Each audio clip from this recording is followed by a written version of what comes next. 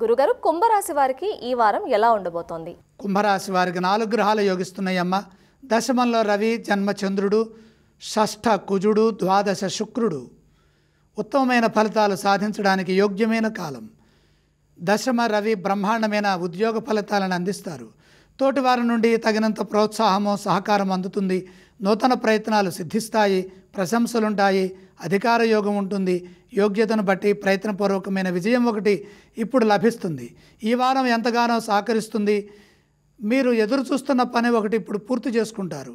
మనోబలం శక్తినిస్తుంది. ఉత్సాహంగా ఆలోచించండి. సాహసోపేతమైన నిర్ణయాలు మేలు చేస్తాయి. ఆశయాలు ఒక్కొక్కటిగా నెరవేరుతాయి. గృహ వాహనాది భూయోగాలు కలిసి వస్తాయి. గృహప్రాప్తి విశేషంగా యోగిస్తుంది. వస్తు వస్త్ర లాభాలుంటాయి.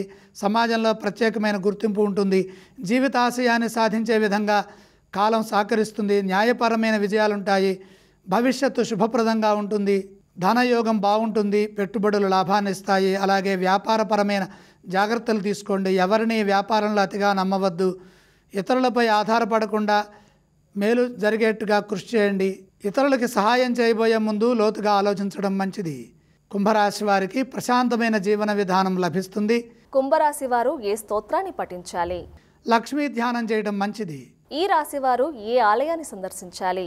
లక్ష్మీ అనుగ్రహం కోసం లక్ష్మీ అమ్మవారిని దర్శించండి. కుంభరాశి వారు ఏ విధానం చేస్తే మంచిది? దానాలు అవసరం లేదు.